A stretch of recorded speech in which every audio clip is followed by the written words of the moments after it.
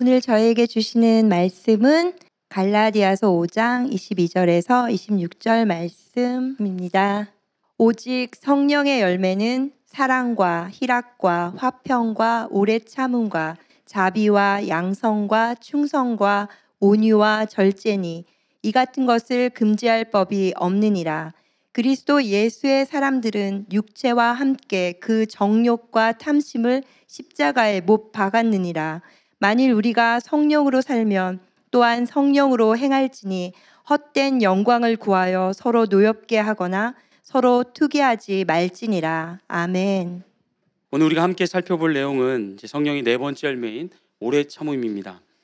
헬라어로 된 성경을 보시면 우리말 오래 참음 또는 인내로 번역되는 헬라어가 여러 단어들이 등장을 하고 있는데, 그 가운데서 성령의 열매로 소개되고 있는 오래 참음은 마크로디미아라는 단어입니다. 마크로디미아. 근데 이 단어는 한 가지 특징을 갖고 있는데 뭐냐면, 이 단어는 주로 하나님의 성품을 이야기할 때 쓰인다는 겁니다.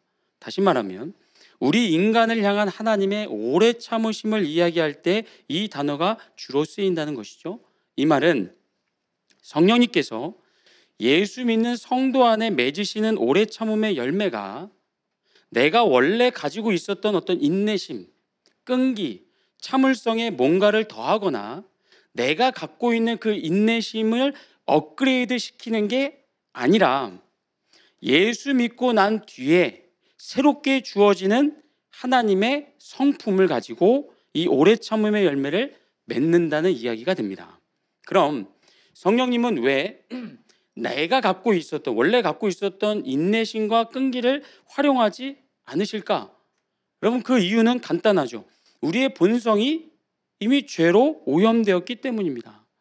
다시 말해, 죄에 오염되어서 한계를 갖고 있는 나의 인내심과 참을성으로는 하나님의 기준, 하나님의 원하심을 만족시킬 수 없기 때문에 성령님께서 내가 갖고 있었던 그것이 아닌 하나님의 성품으로 오래 참음의 열매를 맺으신다는 겁니다. 그럼 구체적으로 성령님께서 어떻게 예수 믿는 성도들 안에 오래 참음의 열매를 맺으시고 자라게 하시는가? 두 가지 방법을 통해서 하시는데, 첫 번째는 성령님께서 끊임없이 나를 향한 하나님의 오래 참으심을 생각나게 하고 깨우쳐 주십니다. 다시요. 우리 안에 내주하시는 성령님께서 끊임없이 무엇을 우리에게 생각나게 하고 깨우쳐 주신다고요? 나를 향한 하나님의 오래 참으십니다. 로마서 말씀을 같이 보겠습니다. 로마 3장 23절부터 볼 텐데요. 보시면 모든 사람의 죄를 범하였음에 하나님의 영광에 이르지 못하더니 그리스도 예수 안에 있는 속량으로 말미암아 하나님의 은혜로 값없이 의롭다 하심을 얻은 자 되었느니라. 이 예수를 하나님이 그의 피로써 믿음으로 말미암는 화목제물로 세우셨으니 이는 하나님께서 길이 참으시는 중에 전에 지은 죄를 간과하심으로 자기의 의로우심을 나타내려 하심이니 곧 이때 자기의 의로우심을 나타내사 자기도 의로우시며 또한 예수 믿는 자를 의롭다 하려 하심이라. 아멘. 자, 우리가 읽었던 이 말씀들 가운데 로마서 3장 23절은 너무나도 유명합니다. 모든 사람이 죄를 범하였음에 하나님의 영광에 이르지 못하더니, 여기서 말하는 모든 사람에는 예외가 없죠. 목회자인 저나 교회의 직분자나 청년, 청소년, 심지어 갓난아기까지 모든 인간은 하나님의 영광에 절대로 도달할 수 없는 죄인입니다. 하지만 그런 죄인된 우리가 어떻게 하나님의 자녀가 되었고 어떻게 지금 이 자리에 앉아 있을 수 있는가? 그것은 너무 쉽죠. 우리가 다 예수님을 구주로 믿었기 때문입니다. 그러나 예수님을 구원자로 믿는 우리의 믿음보다 앞서 있는 것이 있다는 거죠. 그게 뭐냐면 나를 위한, 나의 죄를 대속하기 위한 예수님의 십자가의 죽음입니다. 그게 앞서 있는 겁니다. 우리의 죄의 사함을 위한 예수님의 죽음, 예수님의 희생 없이는 우리의 믿음과 구원은 애초에 성립될 수가 없는 겁니다. 그런데 이렇게 중요한 예수님의 죽음에 대하여 지금 로마서 3장은요 아주 중요한 사실을 우리에게 말씀하고 있습니다. 다시 로마서 3장 25절을 보세요. 같이 읽겠습니다. 시작.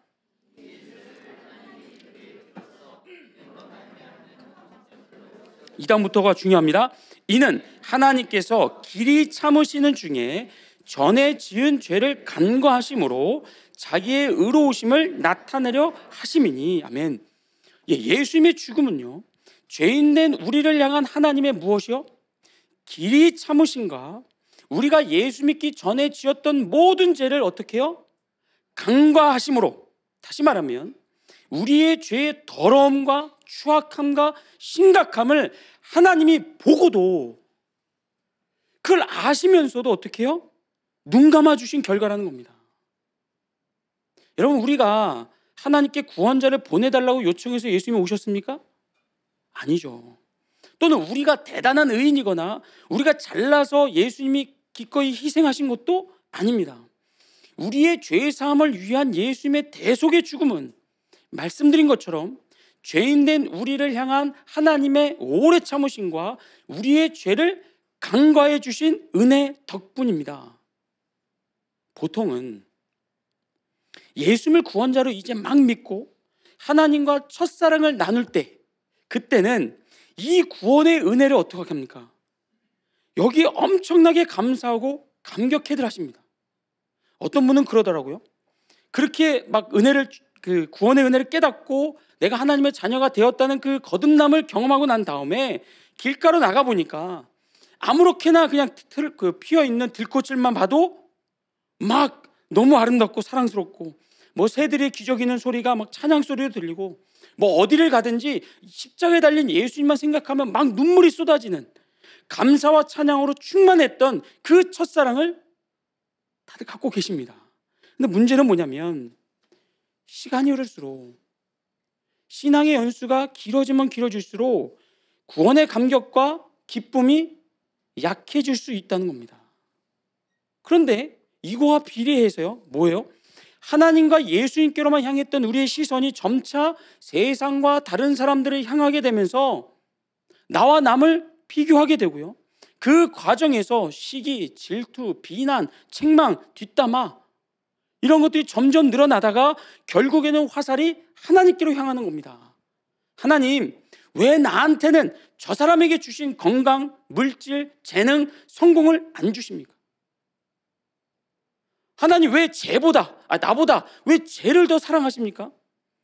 내가 하나님을 위해서 한 일이 지금까지 얼만데 내 소원 하나, 내가 그렇게 기도하는 기도 제목 하나 들어주시지 않는 거 너무 서운합니다. 너무 하시는 거 아닙니까? 등등. 주위를 이렇게 둘러보면 신앙생활을 오래 하면 할수록 구원의 은혜에 대한 감사와 감격은 점점 줄어드는 반면에 하나님을 향한 원망과 불평이 점차 늘어나는 분들을 안타깝지만 적지 않게 볼 수가 있다는 겁니다. 사랑하는 성도 여러분, 하나님께서 오늘 우리에게 베풀어 주신 죄사함과 구원의 은혜는요, 우리가 원하는 기도응답이나 이 세상의 성공, 풍요, 그것과는 비교 자체가 안 되는, 비교 가능한 차원의 것이 아닙니다. 왜냐? 하나님은 무작정 참는 성격을 갖고 있다거나 죄악을 보고 그냥 모른 척 하시는 분이 결코 아니시기 때문입니다. 만약에 하나님께서 우리가 무슨 죄를 짓든지 무디게 반응하시는 분이었다면요, 시간을 거꾸로 가서 저 옛날 에덴 동산에서 아담과 하와가 선악과를 따먹었을 때 하나님 그들을 쫓아내지 않았을 겁니다.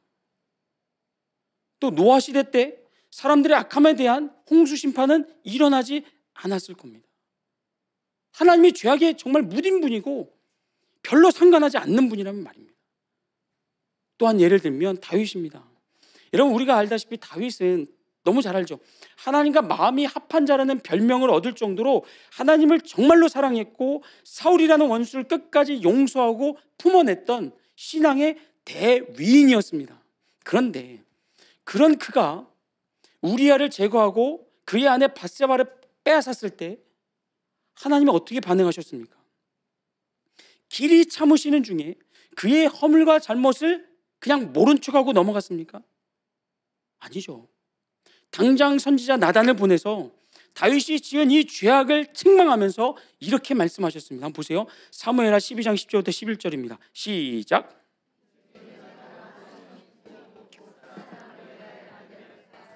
내 아내로 삼았은지 칼이 내 집에서 영원토록 떠나지 아니하리라 하셨고, 여호와께서 또 이와 같이 이르시기를 보라, 재앙을 일으키고 내가 내 눈앞에서 내 아내를 빼앗아 내 이웃들에게 주리니 그 사람들이 내 아내들과 더불어 백주에 동침하리라. 아멘. 여러분, 다윗이요, 그동안 살아오면서 남의 아내들을 여러 빼앗고 그 과정에서 하나님이 참고 참다가 마침내 밧세바 사건 때 빵하고 터뜨린 거 절대 아닙니다. 다윗이 그의 평생에 남의 아내를 빼앗은 경우는요, 밧세바 딱 한 명 있습니다. 밧세바. 그런데도 이 일에 대하여 하나님이 얼마나 진노하셨는지, 이 죄에 대한 그 죄값이 얼마나 컸는지 보이시죠? 이전까지 다윗이 하나님께 행했던 사랑, 순종은요, 그의 실수 한 번에 대한 하나님의 분노와 죄값을 조금도 줄어들게 하지 못했습니다. 전혀 도움이 되지 않았습니다. 그 결과 훗날 쿠데타를 일으킨 셋째 아들 압살롬을 통하여 사무엘하 12장에서 나단 선지자가 경고했던 이 죄값을요, 다윗은 톡톡히 치르게 됩니다. 이처럼 아담과 하와의 쫓겨남, 노아 시대 때의 홍수 심판, 다윗의 밧세바 사건 등에서 볼 수 있는 인간의 죄악에 대한 하나님의 진노와 심판은요, 우리에게 뭘 말해줍니까? 하나님 바보가 아니라고요. 하나님께서 그냥 덮어놓고 무조건 참거나 우리의 죄악에 그냥 모른 척하는 분이 아니라는 겁니다. 그러니까 만일 하나님께서 이런 엄격한 공의의 잣대로 우리를 재고 우리를 판단하신다면 우리 가운데 무사할 사람이 있겠냐 말이죠. 지금이라도 하나님이 우리가 꽁꽁 숨겨놓았던 우리의 허물과 죄악들, 우리가 남몰래 행했던 그 악함들을 다 드러내고 공개해버린다면 당장 저부터 감당하지 못할 수치와 부끄러움 때문에 이 자리에 설 수가 없을 겁니다. 그런데 이런 공의의 하나님께서 우리의 구원에 있어서는 우리의 죄에 대한 하나님의 진노와 심판보다 더 큰, 더 위대한 오래 참음과 죄를 간과하시는 은혜를 발휘하셨다는 겁니다. 이게 구원의 은혜입니다. 범죄한 횟수로만 보면요, 우리는 다윗보다 더 몇 배나 심한 책망을 들어야 되고 더 큰, 더 무거운 죄값을 치러야만 합니다. 그러나 하나님께서 우리를 구원하시는 데 있어서 우리의 과거의 죄를 전혀 묻지를 않으셨습니다. 예수 믿기 전에 무슨 악을 행했는지, 어떤 허물과 죄악을 갖고 있었는지 하나님 상관하지 않으시고 그냥 길이 참으시는 중에 우리를 하나님의 자녀로 받아주신 거, 이게 우리가 평생 경험할 수 있는 가장 큰 놀라운 하나님의 은혜요 사랑인 줄 믿습니다. 아멘. 그래서 이 은혜를 맛본 사람들을요, 로마서 3장 24절은 이렇게 부르죠. 하나님의 은혜로 값없이 의롭다함을 얻은 자가 누굽니까? 그게 우리입니다. 여기서부터 오래 참음의 열매가 시작되는 겁니다. 하나님께서, 성령님께서 나를 향한 이 같은 하나님의 오래 참으심을 씨앗 삼아서 내 안에 심으시고 그 은혜의 깊이와 넓이와 높이와 풍성함을 날마다 상기시킴으로써 오래 참음의 열매를 내 안에서 자라게 하십니다. 그리고 그 결과로 내 모든 죄를 용서하시고 나 같은 사람을 자녀 삼아 주신 하나님을 더욱 어떻게 해요? 사랑하게 만듭니다. 더욱 하나님을 사랑하고 사랑하도록요. 그래서 끝이 아니죠. 여러분, 하나님 사랑은 항상 무엇과 같이 간다고 했습니까? 이웃사랑과 같이 간다고 했습니다. 성령님께서 우리 안에 하나님의 오래 참으심을 통하여 맺으시는 그 오래 참음의 열매가 하나님을 사랑하게 할 뿐만 아니라 우리의 이웃도 더욱 사랑하게 하는데 어떻게 하시는가? 성령님은 끊임없이 나에게 하나님의 오래 참음을 이웃에게 실천하도록 격려하시고 독려하십니다. 성령님께서 내 안에 오래 참음의 열매를 더 주렁주렁 풍성하게 맺게 하기 위해서 나에게 자꾸 무엇을 격려한다고요? 뭐 하라고 응원한다고요? 하나님의 나를 향한 오래 참으심을 실천하라고요. 내 이웃에게. 내 인격, 내가 나름대로 세워놓은 인내심과 참을성의 기준, 거기에 따라서가 아니라 하나님이 나에게 보여주시고 경험시켜 주신 오래 참으심을 실천하라고요. 좋은 예가 있습니다. 마태복음 18장에 보면 베드로가 예수님께 이렇게 질문을 합니다. 예수님, 형제가 내게 죄를 범하면 몇 번이나 용서해야 합니까? 7번이면 충분합니까? 그래서 예수님이 뭐라고 대답하죠? 야, 베드로야, 7번이 아니라 7번씩 70번이라도 용서해 주어라. 여러분, 이 대화, 예수님과 베드로의 이 대화가 우리에게 주는 메시지가 뭘까요? 그거는 우리가 예수님께 던지는 질문이 뭐든 간에 예수님의 대답은 늘 같다는 겁니다. 다시 말해, 우리가 예수님께 던지는 질문이 그 용서가 됐든 오래 참음이 됐든 사랑이 됐든 뭐 이해가 됐든 뭐든 간에 예수님 질문하는 우리에게 언제나 7번씩 70번을 요구하신다는 겁니다. 왜냐하면 하나님이 우리를 그렇게 용서하시고 참으시고 사랑하셨기 때문입니다. 그런데 이 대화에서 우리가 사실 주목할 건 뭐냐면 베드로의 의도라는 거죠. 베드로는 왜 이런 질문을 했을까요? 뭘 목적으로, 어떤 대답을 예수님께 기대했을까요? 이런 베드로의 의도를 알기 위해서는 앞의 말씀을 볼 필요가 있습니다. 베드로의 질문은 사실 그 전에 예수님께서 하신 말씀에 따라온 건데, 마태복음 18장 15절부터 17절을 보세요. 17절, 내 형제가 죄를 범하거든 가서 너와 그 사람만 과만 상대하여 권고하라. 만일 들으면 내가 내 형제를 얻는 것이요, 만일 듣지 않거든 한두 사람을 데리고 가서 두세 증인의 입으로 말마다 확증하게 하라. 만일 그들의 말도 듣지 않거든 교회의 말하고 교회의 말도 듣지 않거든 이방인과 세리와 같이 여기라. 아멘. 자, 지금 예수님 뭘 말씀하고 있습니까? 교회 안에서 합법적으로 누군가를 판단하고 또 심할 경우에는 출교시키는 절차에 대해서 지금 예수님이 말씀하고 있습니다. 근데 예수님 말씀에, 자, 교회 안에서 어떤 성도가 나에게 죄를 범하거든 어떻게 하라고 합니까? 먼저 그 사람과 만나서 그 행한 일이 잘못된 것임을 깨닫도록 설득하랍니다. 그런데 그가 자신의 죄를 인정하지 않거나 용서를 구하지 않으면 어떻게 해요? 그 다음에는 두세 사람을 증인으로 불러서 시시비비를 가리랍니다. 그래서 혹시라도 두세 사람이 보기에도 잘못한 것이라면 그것을 알려주고 돌이킬 수 있는 기회를 주라는 거죠. 그런데도 두세 사람이 봤는데도, 제3자가 봤는데도 이게 명백히 잘못인데도 그가 인정하지 않으면 그 다음엔 어떻게 하라고요? 교회 전체에 알리고 교회의 권위에도 순복하지 않으면 이방인과 세리같이 여기라. 그런 사람은 출교시켜도 좋다는 겁니다.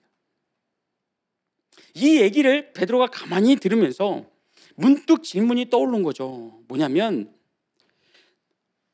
나에게 상대방이 몇 번이나 죄를 범해야 그 사람을 책망할 수 있는지, 언제쯤에 두세 사람의 증인을 세워야 되는 건지, 또 몇 번이나 반복해야 교회에 알려야 되는 건지, 이런 질문이 생긴 겁니다. 왜냐하면 보신 것처럼 예수님 말씀에는 횟수가 나오지를 않거든요. 뭐 한 3번 얘기해가지고 안 들으면 두세 사람 증인을 부르고, 뭐 7번을 했는데도 말 안 들으면 그 다음에 교회 알리고, 이런 식의 어떤 횟수를 얘기하지 않았기 때문에 그게 궁금한 겁니다. 그래서 물어본 거죠. 예수님, 형제가 내게 죄를 범하면 몇 번이나 용서해야 됩니까? 말은 이렇게 했지만 베드로가 진짜 알고 싶었던 건 이겁니다. 형제가 내게 몇 번 죄를 범하면 몇 번째에 두세 증인 앞에 세울 수 있고 몇 번째에 교회에 넘길 수 있습니까? 내가 몇 번까지 참아야 됩니까? 이 말인 겁니다. 그러면 여러분, 지금 베드로가 무슨 생각을 가지고 이런 질문을 던졌을까요? 이거죠. 누구라도 내게 죄를 범하면 그냥 넘어가지 않겠다는 겁니다. 무슨 수를 써서든지 나에게 잘못한 그 형제가 잘못을 인정하게 만들고 그 버릇을 반드시 고쳐놓겠다는 생각을 가지고 예수님께 물었다는 겁니다. 7번까지 참겠다면서 자신이 갖고 있는 인내를 자랑하듯이 포장해서 말입니다. 그런데 과연 예수님께서 교회 내에서 벌어진 형제의 잘못에 대한 치리의 말씀을 죄인들을 색출하고 제거하기 위해서 말씀하셨을까? 베드로가 생각했던 것처럼 죄 지은 사람의 자백을 끝까지 받아내고 교회가 그를 쫓아내기 위해서 온갖 수치심과 부끄러움 때문에 제발로 교회를 떠나도록 하기 위해서 이런 말씀을 주셨을까? 아닙니다. 정반대의 말씀입니다. 보세요. 내 형제의 범죄 사실을 전체 교인에게 알리기 전에 뭐라고 했습니까? 두세 사람의 증인을 세워서 잘잘못을 정확하게 분별하라고 했습니다. 그러나 두세 사람의 증인 앞에 그를 세우기 전에 제일 먼저 해야 될 게 뭐라고요? 제일 먼저 너와 그 사람과만 상대하라고요. 너하고 그 사람과만 만나서 권고하라는 겁니다. 이걸 쉽게 말하면 이거예요. 여기저기 소문내지 말라는 거예요. 형제와의 실수와 허물을 마치 대단한 보물을 발견한 것처럼 막 신이 나가지고, 당신 그거 들었어? 걔가 그랬대. 걔가 나한테 어떻게 했는 줄 알아? 어떻게 그럴 수 있지? 더 이상 하면 제가 통제가 안 될 것 같습니다. 몇 페이지 되는데 다 생략하겠습니다. 형제의 잘못 허물을 신이 나서 대단한 보물을 발견한 양 막 기뻐하면서 떠벌리고 다니지 말고 나만 아는 것으로 그치라는 겁니다. 여기다가 내 형제가 범죄하거든 7번씩 70번을 용서하라는 말씀을 더하게 되면 뭡니까? 누군가의 실수와 허물이 또 다른 오해나 가십거리를 낳지 않도록 철저하게 어떻게 해요? 나한테서 마무리 지으라는 겁니다. 나에게서 끝내라는 거죠. 왜냐? 마태복음 18장 20절 말씀입니다. 두세 사람이 내 이름으로 모인 곳에는 나도 뭐예요? 그들 중에 있겠다고요. 예수를 믿는 사람 둘 이상이 모인 곳이면 그 장소가 학교든 가정이든 교회든 카페든 상관이 없이 항상 예수님이 그들과 함께 있는 줄로 믿습니다. 아멘. 만약 예수님이 없다면, 우리 믿는 사람들 두세 사람이 모였을 때 예수님이 그 자리에 없다면 둘이 다퉜을 때 반드시 뭐가 생깁니까? 가해자와 피해자가 생깁니다. 다툼을 시작하거나 빌미를 제공한 쪽이 가해자가 되고 그로 인하여 상처받아서 기분이 상한 쪽이 피해자가 됩니다. 그랬을 때 둘의 관계가 다시 회복되기 위해선 가해자는 잘못을 시인해야 되고 피해자는 그걸 용서해 줘야 됩니다. 만약에 가해자가 잘못을 시인하지 않거나 피해자가 용서해 주지 않으면 둘의 관계는요 절대로 회복될 수가 없습니다. 그러나 만약에 예수님이 그 현장에 계시다면, 그 두 사람 사이에 예수님이 계시다면 얘기는 달라져 버립니다. 어떻게 달라지냐면 우리의 죄값을 다 지불하신 예수님 앞에서는 가해자나 피해자의 구분이 없이 뭐만 남습니까? 죄인들만 남습니다. 죄인들.